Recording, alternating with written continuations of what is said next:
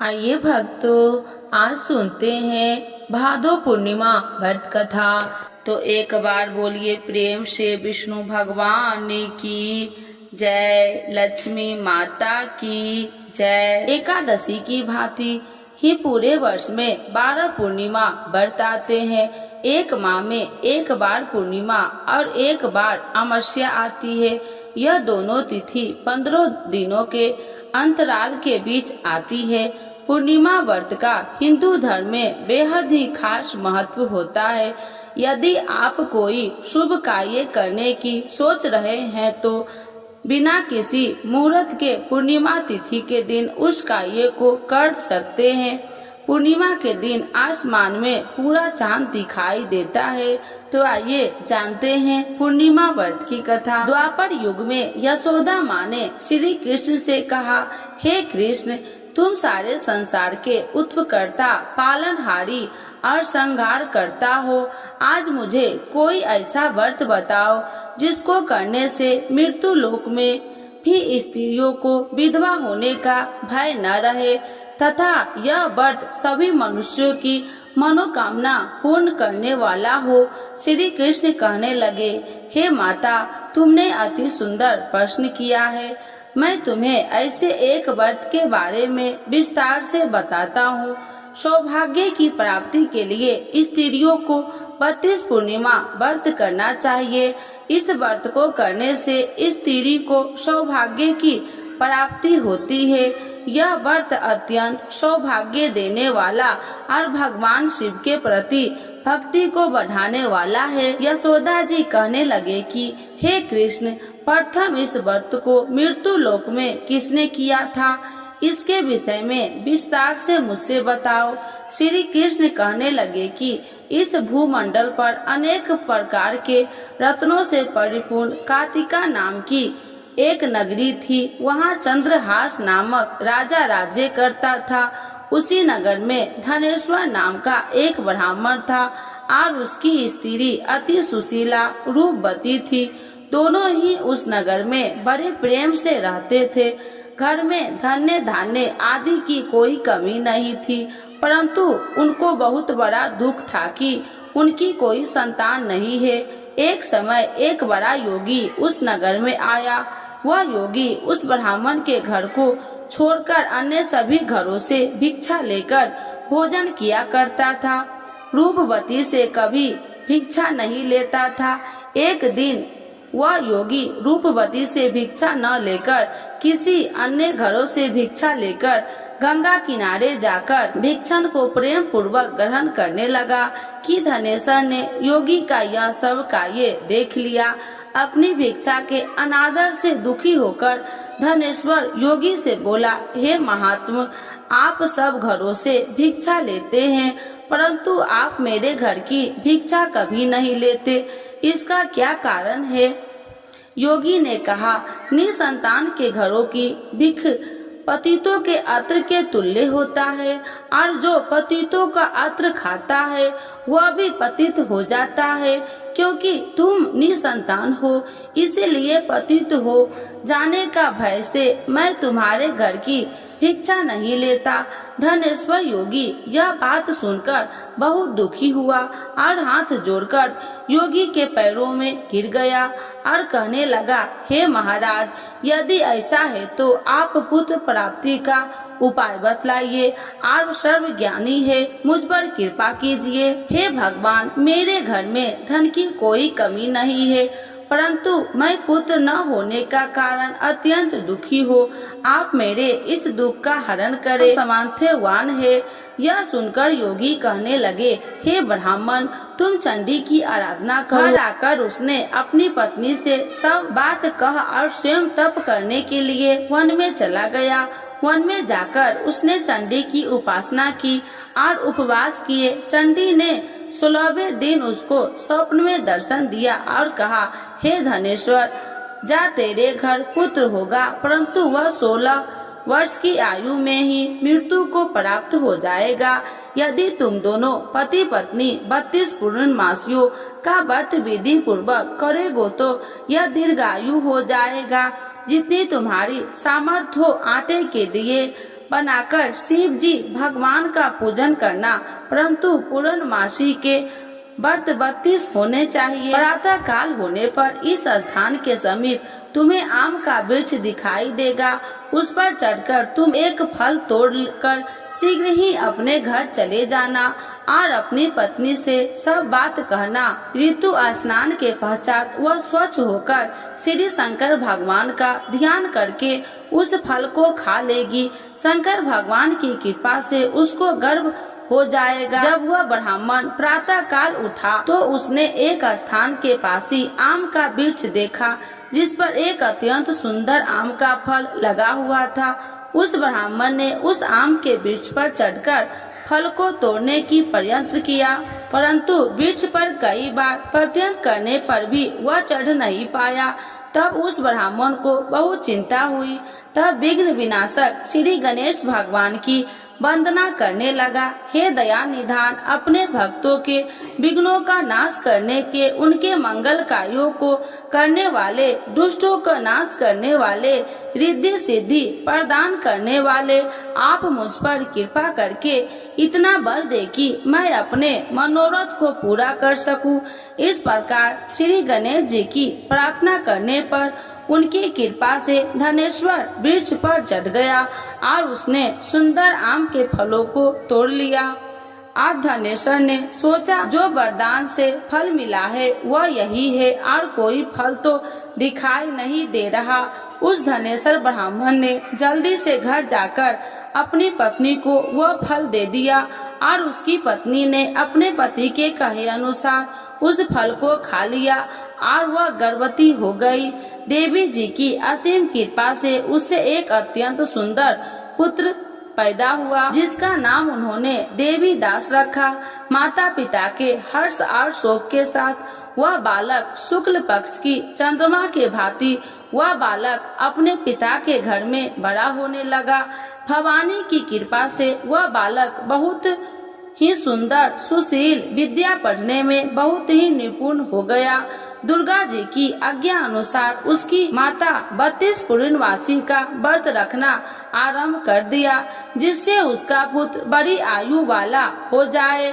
16 वर्ष लगते ही देवी दास के माता पिता को बड़ी चिंता हो गई कि कहीं उनके पुत्र की इस वर्ष मृत्यु न हो जाए। इसीलिए उन्होंने अपने मन में विचार किया कि यदि यह दुर्घटना उनके सामने हो गई तो वह कैसे सहन करेंगे।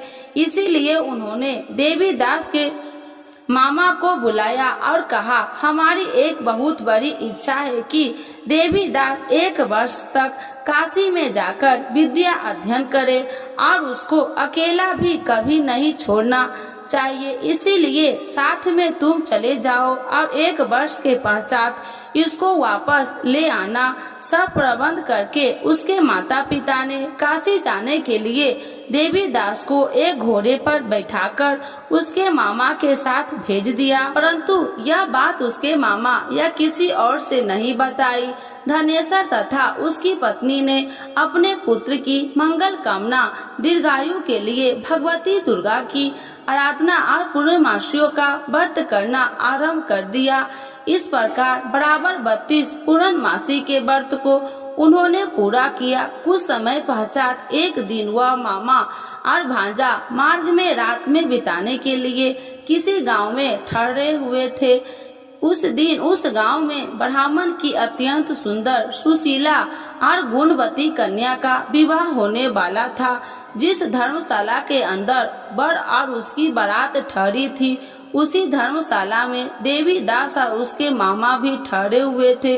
संयोगवश कन्या को तेल आदि चढ़ाकर मंडप आदि का कार्य किया गया। तो लगन के समय वर को धनुवात हो गया। इसीलिए वर के पिता ने अपने कुटुंबियों से विमर्श करके निश्चय किया कि यह देवी दास मेरे पुत्र जैसा ही सुंदर है, मैं इसके साथ ही लगन करवा दूं और बाद में विवाह के अन्य कार्य मेरे लड़के के साथ ही हो जाएगा।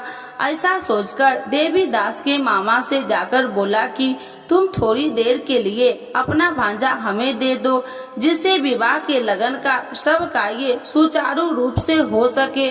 तब देवी दास का मामा कहने लगा, जो कुछ भी वधू पक्ष की कन्या दान के समय वर को मिले वह सब हमें दे दिया जाए, तो मेरा भांजा इस बारात में दूल्हा बन जाएगा। यह बात वर के पिता ने स्वीकार कर लेने पर उसने अपना भांजा वर बनने के लिए भेज दिया और उसके साथ सब विवाह कार्य विधि पूर्वक संपन्न हो गए। पत्नी के साथ वह भोजन करने लगा तो अपने मन में सोचने लगा कि न जाने यह किसकी स्त्री होगी। वह एकांत में यही सोच सोचकर अपने कर्म श्वास छोड़ने लगा और उसकी आंखों से आंसू भी आ गए। तब लड़की ने पूछा, क्या बात है, आप इतने उदासीन व दुखी क्यों हो रहे हैं? तब उसने सब बात जेवर के पिता और उसके मामा के हुई थी लड़की को बता दी। तब कन्या कहने लगा कि यह ब्राह्मण विवाह के विपरीत कैसे हो सकता है? देव ब्राह्मण और अग्नि के सामने मैंने आपको ही अपना पति माना है, इसीलिए आप ही मेरे पति हैं। मैं आपकी ही पत्नी रहूंगी, अन्य किसी की कदापि नहीं। देवी दास ने कहा, ऐसा मत करिए, क्योंकि मेरी आयु बहुत कम है। मेरे पश्चात आपकी क्या गति होगी? इन बातों को अच्छी तरह विचार कर लो। परंतु वह दृढ़ विचार वाली कन्या थी। वह बोली, जो आपकी गति होगी वह मेरी गति होगी। स्वामी, आप उठिए और भोजन कीजिए, आप निश्चय ही भूखे होंगे।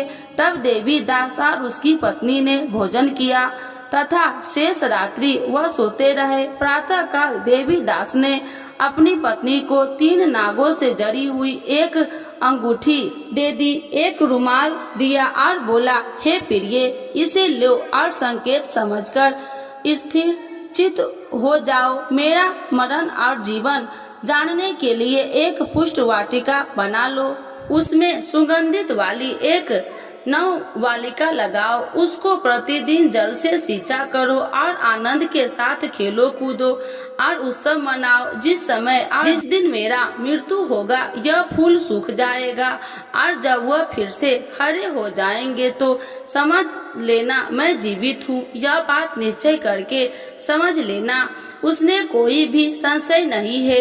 इतना कहकर देवी दास वहाँ से चला गया।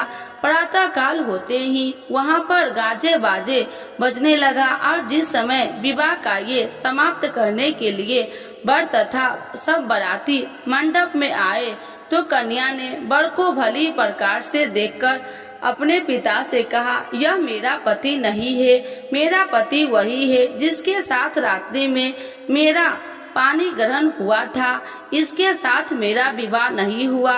यदि वह वही पुरुष है तो बताइए कि मैंने इसको क्या दी? वधू पक्ष और कन्या पक्ष कन्या दान के समय जो आभूषण आदि दिए गए थे वो दिखाइए, तथा रात में क्या गुप्त बातें मैंने इनसे कही वह सब सुनाइए। पिता ने उसके कहे अनुसार वर को बुलाया। कन्या की यह सब बातें सुनकर वह कहने लगे, मैं कुछ भी नहीं जानता। इसके पश्चात लज्जित होकर वह अपना सा मुंह बनाकर चला गया और सारी बात भी अपमानित होकर वहां से लौट गई। भगवान श्री कृष्ण बोले, हे माता, इस प्रकार देवी दास काशी विद्या अध्ययन के लिए चला गया। जब वह कुछ समय बीत गया तो काल से प्रेरित होकर एक सर्प रात्रि के समय उसको डसने के लिए वहां पर आया। उस विस्तार के प्रभाव से उसके शयन का स्थान चारों ओर से विष की ज्वाला से विषैले हो गया, परंतु व्रत के प्रभाव से उसको काट नहीं पाया, क्योंकि पहले ही उसकी माता ने 32 पूर्णमासी का व्रत रखा था। इसके बाद मध्याह्न के समय स्वयं काल वहां आया और उसके शरीर से प्राण को निकालने का प्रयत्न करने लगा, जिससे वह मूर्छित होकर पृथ्वी पर गिर गया। उसी समय माता पार्वती के साथ भगवान शंकर वहां आ गए। उसको मूर्छित दशा में देखकर माता पार्वती जी ने शंकर जी से प्रार्थना की, हे महाराज, इस बालक की माता ने पहले ही 32 पूर्णिमा का व्रत पूरा किया था, जिसके प्रभाव से आप इसको प्राण दान दे। भवानी के कहने पर भक्त वत्सल भगवान शिव जी ने उसको प्राण दान दे दिया। इस व्रत के प्रभाव से काल को भी पीछे हटना पड़ा और देवी दास स्वयं होकर बैठ गया। उधर उसकी पत्नी उसके काल की परीक्षा किया करती थी। जब उसने देखा उस पुष्प वाटिका में पुष्प कुछ भी नहीं है तो उसको अत्यंत आश्चर्य हुआ, लेकिन जब वह जैसे ही हरी भरी हो गई तो वह जान गई कि सब उसका पति ठीक ठाक है, वह जीवित हो गया है। यह देखकर वह बहुत प्रसन्न हो उठी। अपने पिता से कहने लगे कि पिताजी, मेरा पति जीवित है, आप उनको ढूंढिए। जब 16 वर्ष व्यतीत हो गया तो देवी दास भी अपने मामा के साथ काशी से चल दिया। इधर उसके ससुराल उसको ढूंढने के लिए अपने घर से जाने वाले ही थे कि वहाँ दोनों मामा और भांजा वहाँ पर आ गए। उनका आया हुआ देखकर उनके ससुर को बहुत प्रसन्नता हुई। उन्हें अपने घर ले गए। उस समय नगर के निवासी भी वहाँ इकट्ठे हो गए। निश्चय किया कि अवश्य ही इसी बालक के साथ कन्या का विवाह हुआ था। उस बालक को कन्या ने जब देखा तो पहचान लिया कि यह तो वही है जो संकेत करके गया था। तब उपरांत सब कहने लगे कि भला हुआ यह आ गया है और सब नगरवासी ने आनंद मनाया। कुछ दिन बाद देवी दास ने अपनी पत्नी और मामा के अपने ससुराल के घर से बहुत सारे उपहार लेकर अपने माता पिता की घर की तरफ प्रस्थान किया। जब वह अपने गांव के निकट पहुंच गए तो कई लोगों से उसे देखकर उसके माता पिता को पहले ही खबर दे दी कि तुम्हारा पुत्र देवी दास अपनी पत्नी और मामा के सहित आ रहे हैं। ऐसा समाचार सुनकर माता पिता को विश्वास नहीं हुआ, परंतु जब और लोगों ने भी आकर यही बात उनसे बताई तो उनको बड़ा आश्चर्य हुआ। लेकिन थोड़ी देर में देवी दास ने आकर अपने माता पिता के चरणों में अपना सर रखकर प्रणाम किया और उसकी अपनी पत्नी ने अपने सास ससुर के चरणों को स्पर्श किया तो माता पिता ने अपने पुत्र और पुत्र वधू को हृदय से लगा लिया और दोनों की आंखों में प्रेम अश्रु बह चले। अपने पुत्र और पुत्र वधू के आने की खुशी में धनेश्वर ने बड़ा ही भारी उत्सव किया और ब्राह्मणों को दान दक्षिणा देकर प्रसन्न किया। श्री कृष्ण भगवान कहने लगे कि इस प्रकार धनेश्वर 32 पूर्णमासी के व्रत के प्रभाव से पुत्रवान हो गया। जो भी स्त्री 32 पूर्णमासी के व्रत को करती है वे जन्म जन्मांतर के वैधव्य का दुख नहीं भोगती और सदैव सौभाग्यवती रहती है। तो एक बार बोलिए प्रेम से विष्णु भगवान की जय, लक्ष्मी माता की जय। पूर्णिमा व्रत के लाभ। किसी भी उपासक द्वारा पूर्णिमा व्रत करने से भगवान श्री विष्णु प्रसन्न होते हैं।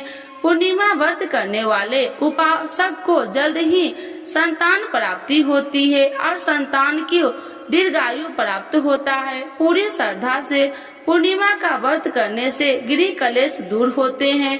पूर्णिमा के व्रत करने से स्त्रियां सौभाग्यवती का वर प्राप्त होता है। इस व्रत को करने से मानसिक और शारीरिक कष्ट दूर होते हैं। पूर्णिमा का व्रत करने से मनुष्य की सभी प्रकार की मनोकामना पूरी होती है। जो भी उपासक पूर्णिमा का व्रत रखता है उस पर भगवान विष्णु और चंद्रमा की विशेष कृपा सदैव बनी रहती है। यह व्रत करने से आर्थिक परेशानी भी दूर होती है। पूर्णिमा व्रत की पूजा विधि। पूर्णिमा के दिन सुबह नहाकर स्वच्छ कपड़े पहने, जिसके बाद घर के मंदिर को अच्छे तरह से साफ कर गंगा जल छिड़काव करे। भगवान श्री विष्णु की मूर्ति पर हल्दी का तिलक लगाना चाहिए। भगवान श्री विष्णु के साथ माता लक्ष्मी का पूजन अवश्य तौर पर करना चाहिए। भगवान श्री विष्णु के समक्ष घी का दीपक जलाए, पुष्प चढ़ाए। रात को चंद्र उदय होने के बाद चंद्रमा को जल अर्पित करे। पूर्णिमा के व्रत किसकी पूजा करनी चाहिए? पूर्णिमा के व्रत में विष्णु भगवान की पूजा करनी चाहिए। पूर्णिमा के व्रत कितने करने चाहिए? पूर्णिमा के 32 व्रत करने का संकल्प लेना चाहिए। पूर्णिमा के दिन क्या नहीं खाना चाहिए? पूर्णिमा के दिन प्याज लहसुन नहीं खाना चाहिए। तो एक बार बोलिए प्रेम से कृष्ण भगवान की जय, विष्णु भगवान की जय, लक्ष्मी माता की जय। पूर्णिमा पर लक्ष्मी नारायण व्रत करने का बहुत महत्व है। भगवान विष्णु की पूजा करने से सभी शारीरिक दुखों का नाश होता है और सुखों की प्राप्ति होती है। इस दिन पवित्र नदियों में स्नान करने एवं व्रत दान पुण्य करने से पुण्य फलों की प्राप्ति होती है। पूर्णिमा पर लक्ष्मी नारायण व्रत करने का बहुत महत्व है। भगवान विष्णु की पूजा करने से सभी शारीरिक दुखों का नाश होता है और सुखों की प्राप्ति होती है।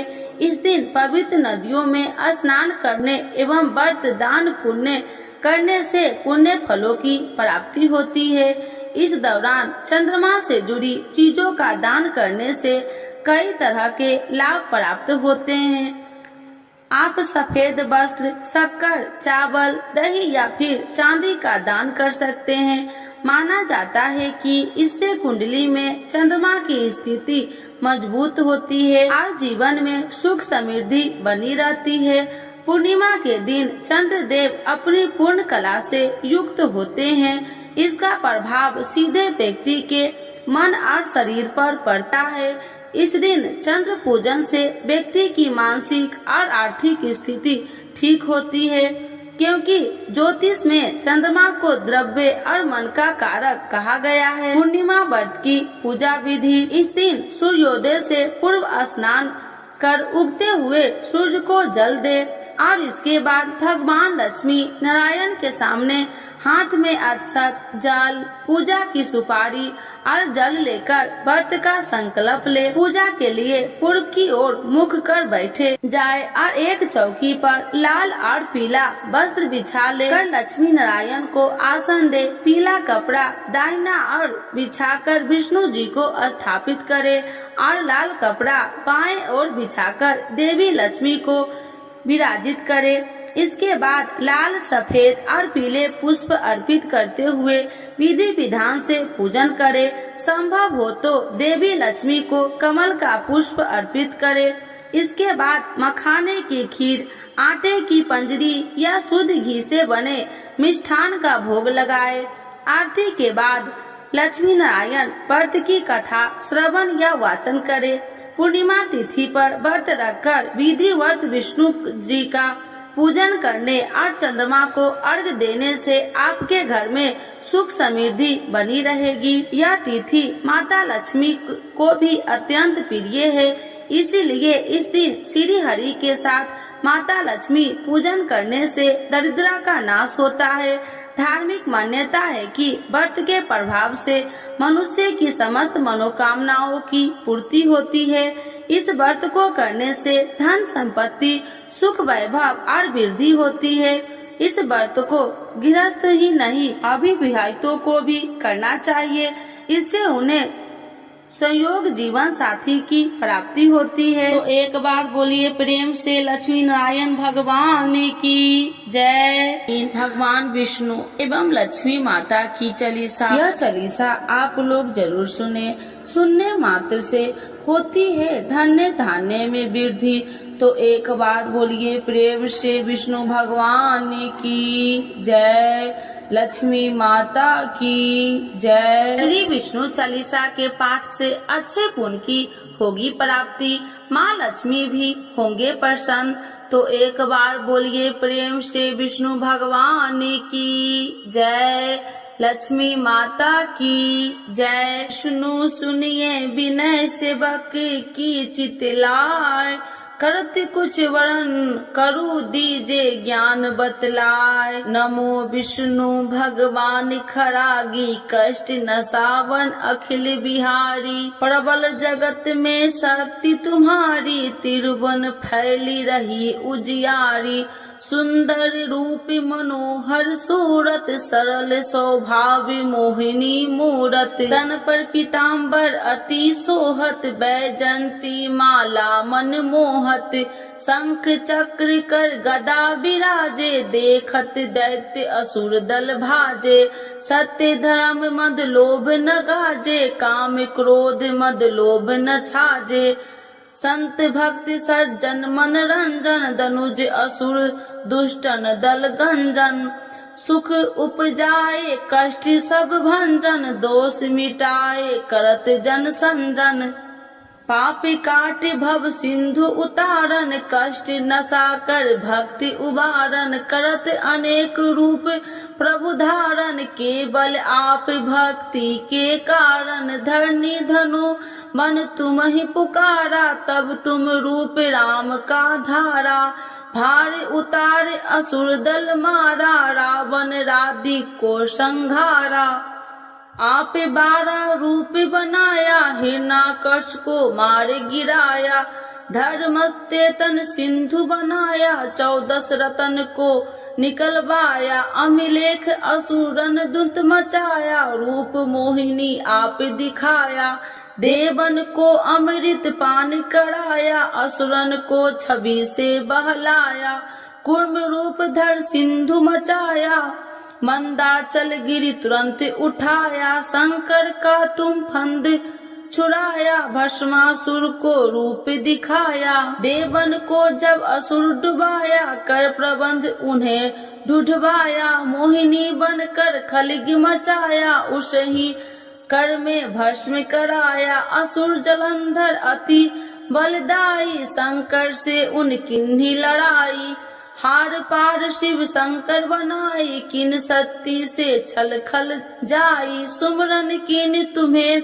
शिव रानी, बतलाई सब विपत्ति कहानी, तब तुम बने मोहिनी चर ज्ञानी, वृंदा की सब सुरति भुलानी, देखत 3 दनुज सौतानी, वृंदा आए तुम्हें लपटानी, हो स्पर्श धर्म क्षतिमानी, अन्ना असुर उज्जीव सौतानी, तुमने ध्रुव प्रहलाद उबारे, हिरण्याकश को आदि के खल मारे, गानिका और आज मिल तारे, बहुत भक्त सब सिंधु उतारे, हरहु शंकर संताप हमारे, कृपा करहु हरि श्री जनहारे, देखो मैं निज दरस तुम्हारे, दिन बंधु भक्त हितकारे, चाहता आपका सेवक दर्शन, करहु दया अपनी मधु सूदन, जानू नहीं योग्य जब पूजन, होए यज्ञ स्तुति अनुमोदन, शील दया संतोष सुलक्षण, विपत्ति नहीं व्रत बोध विलक्षण, करहु आपका किस विधि पूजन, कुमति विलोक होते दुख भीषण, करहु प्रणाम कौन विधु सुमरन, कौन भांति मैं करहूँ समरन, सुर मुनि कहत सदा सेवकाई, हर्षित रहत परम गति पाई, दीनन दुखित नर सदा सहाई, निर्जन जान लेव अपनाई, पाप दोष संताप नशावो, भव बंधन से मुक्ति कराओ, सुत संपत्ति दे सुख उपजाओ, निज चरण का दास बनाओ, निगम सदा ये विनय सुनावे, पढ़े सुने जो जन सुख पावे। तो एक बार बोलिए प्रेम से श्री विष्णु भगवान की जय, लक्ष्मी माता की जय। मातु लक्ष्मी करी कृपा, करो हृदय में वास, मनोकामना सिद्ध करी परहु मेरी आस, यही मोर अरदास, हाथ जोड़ विनती करूं, सब विधि करूं सुबास, जय जननी जगदम्बिका, सिंधु सुता में सुमरो तो ही, ज्ञान बुद्धि विद्या दो मोहि, तुम समान नहीं कोई उपकारी, सब विधि पढ़ू आश हमारी, जय जय जगत जननी जगदम्बा, सबकी तुम हो अवलंबा, तुम ही हो सब घट की वासी, विनती यही हमारी खासी, जग जननी जय सिंधु कुमारी, दीनन की तुम हो हितकारी, विनय नित्य तुम ही महारानी, कृपा करो जग जननी भवानी। यही विधि स्तुति करो तिहारी, शुद्धि लीजे अपराधि विसारी। कृपा दृष्टि चित वो मम मोरी, जग जननी बिनती सुन मोरी। ज्ञान बुद्धि जय सुख की दाता, संकट हरो हमारी माता। क्षीर सिंधु जब विष्णु मथायो, 64 रतन सिंधु में पायो। 64 रतन में तुम सुखकारी, सेवा कियो प्रभु बने दासी। जब जब जन्म जहाँ प्रभु लिन्हा, रूप बदलता सेवा किन्हा। स्वयं विष्णु जब नर तनु धारा, ले ही अपराधिपुरी अवतारा। तब तुम प्रकट जनकपुर माही, सेवा कियो हृदय पुल काही। अपनाया तो ही अंतर्यामी, विश्व विदित त्रिभुवन की स्वामी। तुम सब प्रबल शक्ति नहीं आनी, कह लो महिमा कहो बखानी। मम कर्म वचन करे सेवकाई, मन इच्छित वंचित फल पाई। तजी छल कपट और चतुराई, पूजहि विधि भक्ति मन लाही। और हाल में कहूँ बुझाई, जो यह पाठ करे मन लाई। ताको कोई कष्ट नोई, मन इच्छित पावे फल सोई। त्राहि त्राहि जय दुख निवारणी, त्रिविध ताप भव बंधन हारिणी। जो चालीसा पढ़े पढ़ावे, ध्यान लगा कर सुने सुनावे। ताको कोई न रोग सतावे, पुत्र आदि धन संपत्ति पावे। पुत्रहीन अरु संपत्तिहीन, अद्र वज्र कोठी अति दिन्ना। वृप बुलाए के पाठ करावे, शंका दिल में कभी न लावे। पाठ करावे दिन चालीसा, तापर कृपा करे गौरी सा। सुख संपत्ति बहुत सी पावे, कभी कहीं कहूँ की आवे। 12 वर्ष करे जो पूजा, ते ही मम धन्य और नहीं दूजा। प्रतिदिन पाठ करे मन माही, उन सब कौन जग में केहू नाही।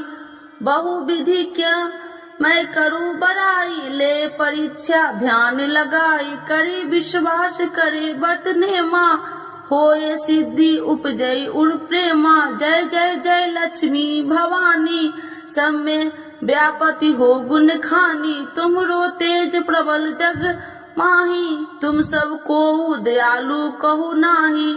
मोहि अनाथ के शुद्धि अब लीजे, संकट काटी भक्ति मोहि दीजे। भूल चूक कर क्षमा हमारी, दर्शन देजे सदा निहारी।